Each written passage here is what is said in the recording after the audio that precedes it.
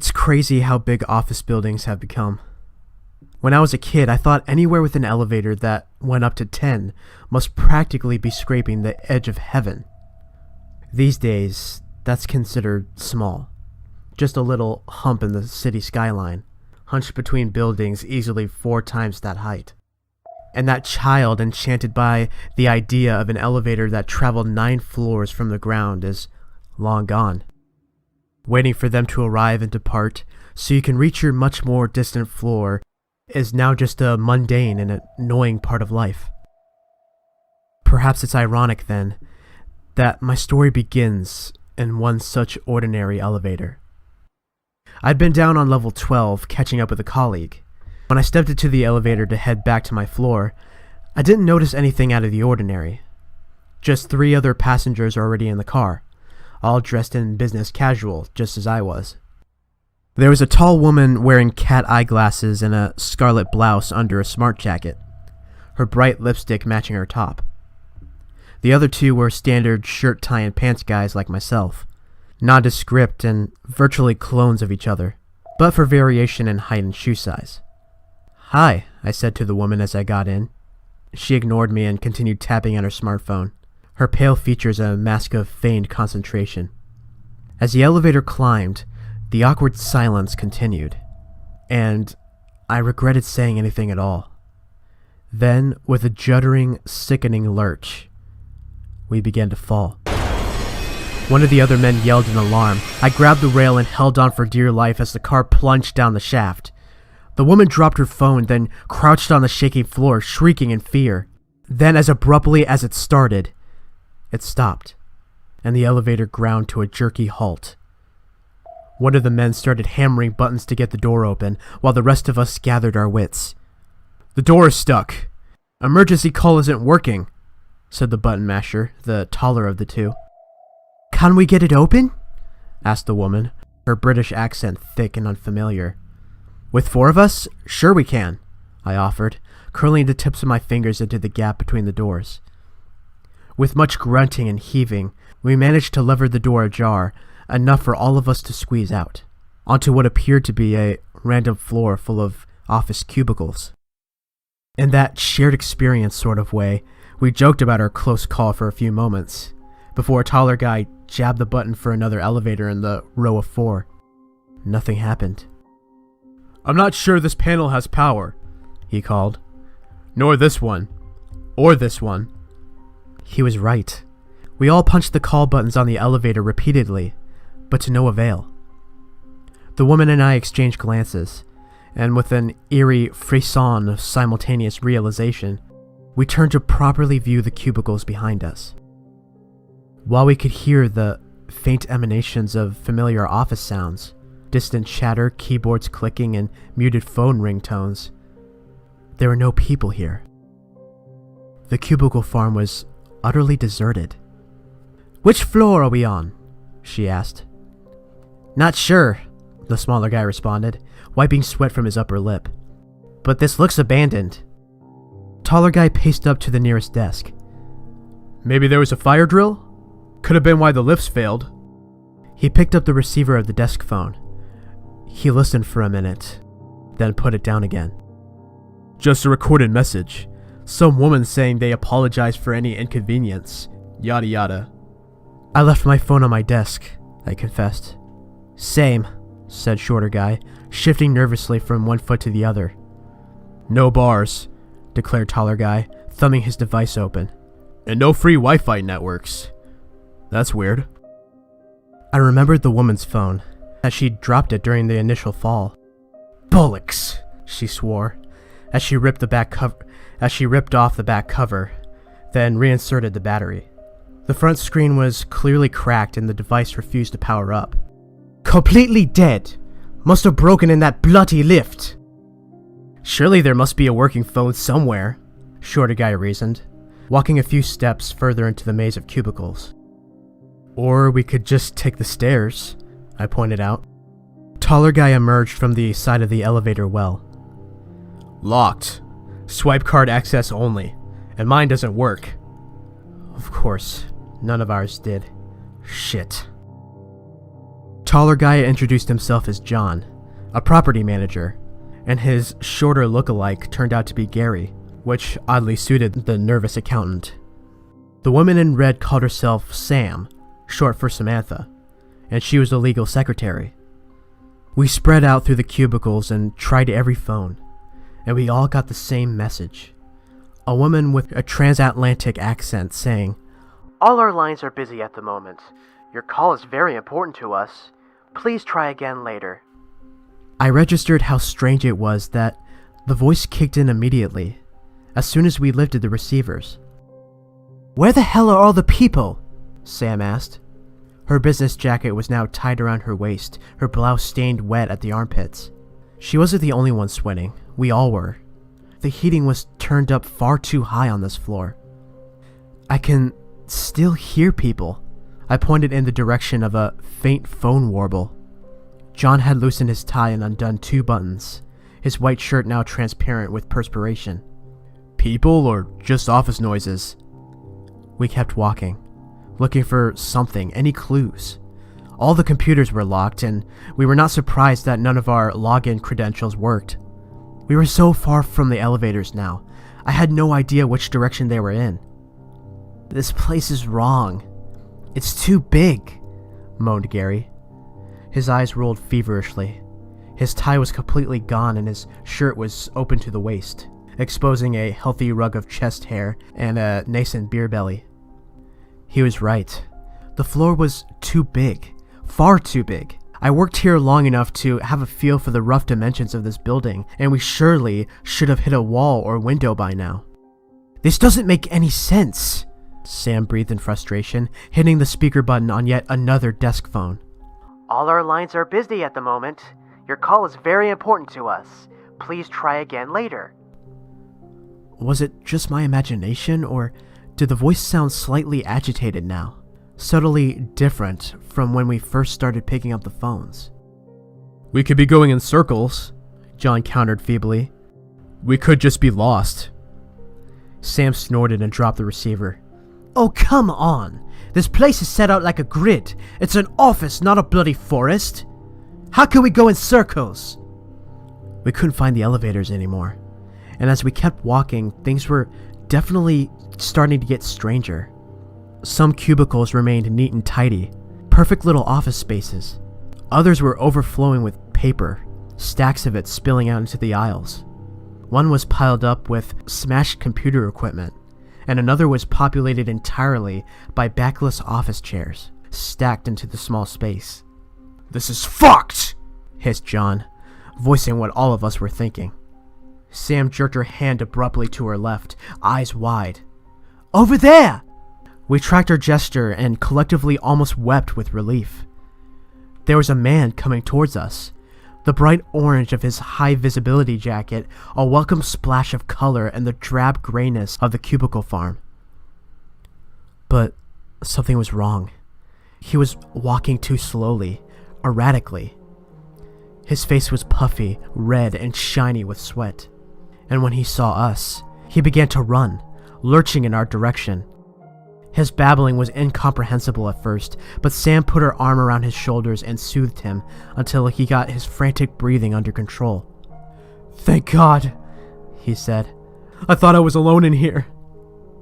As we listened, he explained he was an elevator tech, and that, like us, he'd been trapped on this floor when the car he'd been working on had dropped several flights. "I'm pretty sure I've been in here for at least 2 days, maybe even 3, he told us.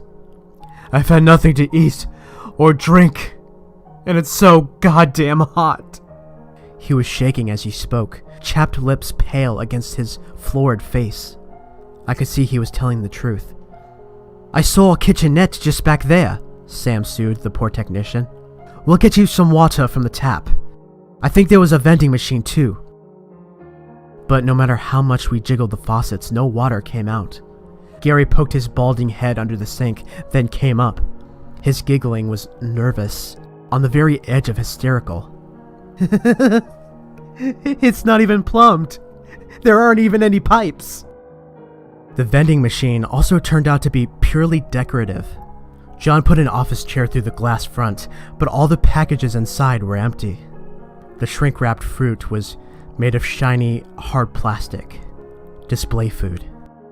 "What the hell is this place?" I whispered. Nobody answered me. We strung out in a line, keeping each other in sight as we walked in one direction. "We have to hit a window," John reasoned. "If we walk far enough in a straight enough line. Laws of fucking physics." I tried to make small talk with Sam, but she was starting to lose it too. Gary had a pronounced facial tic that was growing progressively worse. The technician, Roy, was weak with thirst and hunger and had trouble keeping up.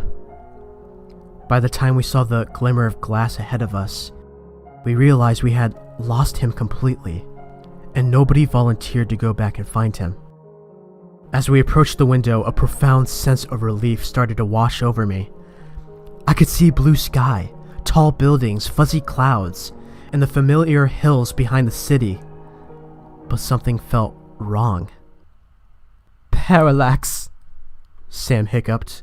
She was crying intermittently now. Her heels were gone, her jacket abandoned in some distant cubicle. "What?" Gary slurred. "Parallax," she said again, too forcefully. "That's just a painting. It's not real. There's no parallax." She was right. As we got closer, the view didn't change. I should have been able to see more sky, more ground, but the image was static. John reached the glass first. "It's a fake!" he snarled. The glass was real enough. The window stretched out in a line along the wall, but roughly 6 feet outside, the cityscape had been painted artfully onto what was probably a concrete wall.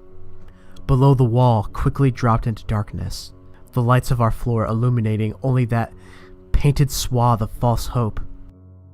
"What is this place?" I asked again. I didn't expect an answer anymore. It just felt good to say something. Gary fell to his knees and started screaming hoarsely for help, over and over until his voice trailed off to something cracked and broken. Sam yelled at him to stop it, but then began to cry again. John's attention was abruptly distracted by something. He started to run back into the cubicle farm. In the direction he was running, I could see a blonde head bobbing up and down, trying to get away from him. We finally caught her near the endless wall of windows, John and I cutting her off before she could escape. It was a young woman, thin to the point of emaciation. She blubbered and begged for us not to hurt her. Dark stains spattered her white blouse. "Who are you?" John demanded. "You can't get away from it," she babbled, pinned to the ground by John's firm hands. "He'll call for you eventually." "Who?" John bellowed. "Who the fuck will call? 'Cause something around here, please start making sense already." The woman squirmed in his grip, feebly battering at his wrists.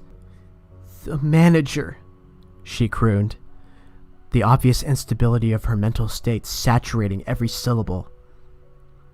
A phone shrilled in the cubicle beside us, the ringing setting my teeth on edge. The woman whimpered. "Answer it!" John barked at me. I pressed the speaker button and we listened, as ragged, rapid breathing cut through the crackling phone static. After several seconds, a thick, heavy voice rasped down the line. "You have a meeting in 10 minutes. Don't be late."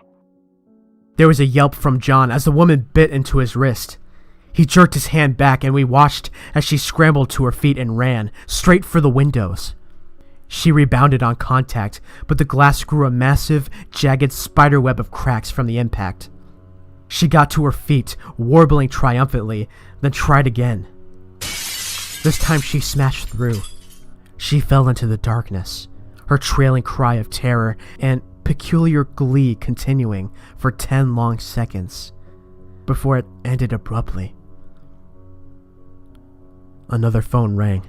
Sam picked it up reflexively with a trembling hand, and the same voice answered, with suppressed violence. "You have a meeting in 9 minutes. Don't be late."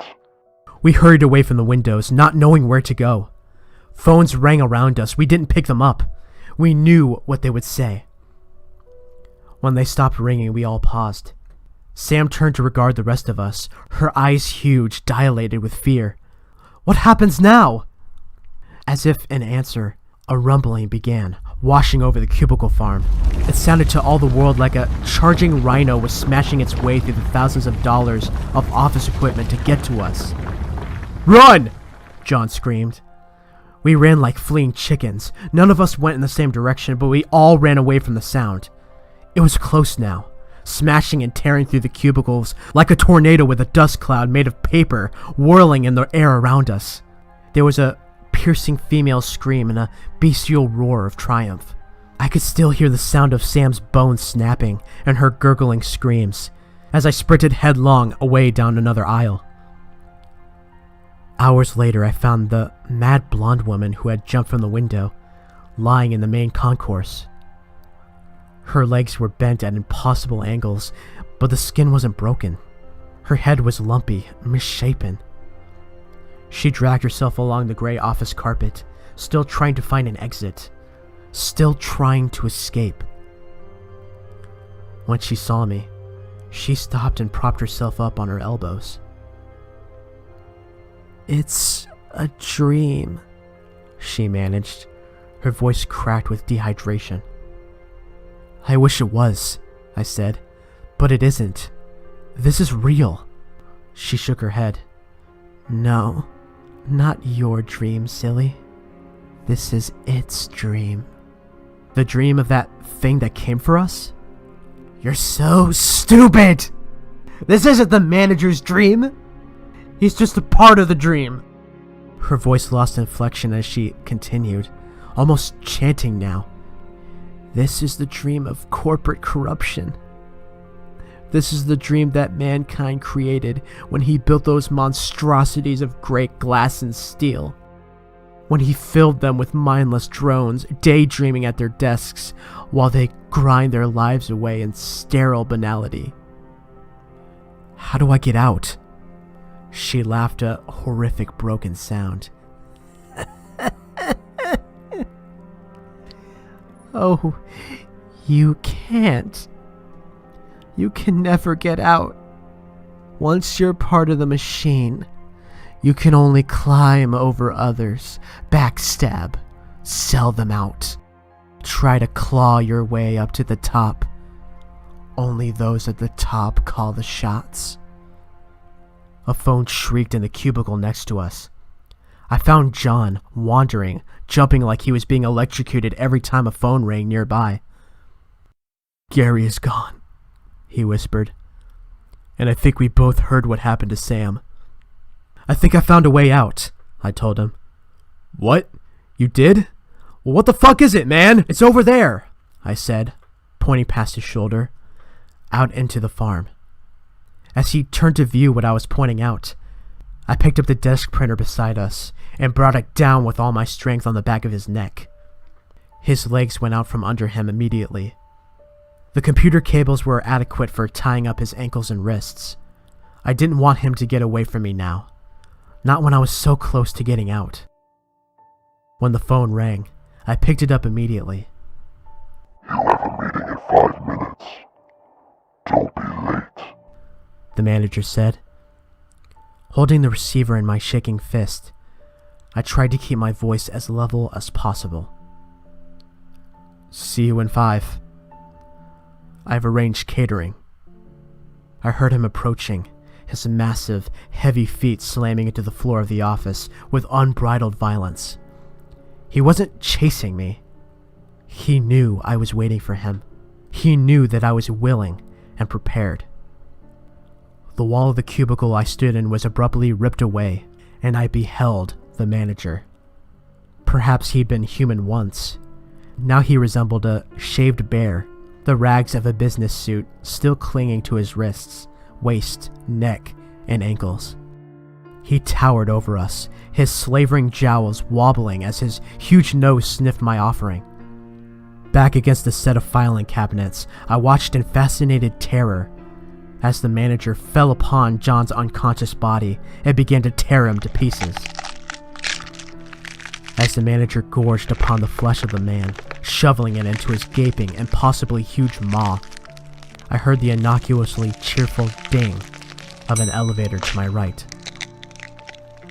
The door slid open smoothly, and the manager turned his mottled, fleshy head and regarded me with deep-set, piggish eyes. Congratulations. You've been promoted.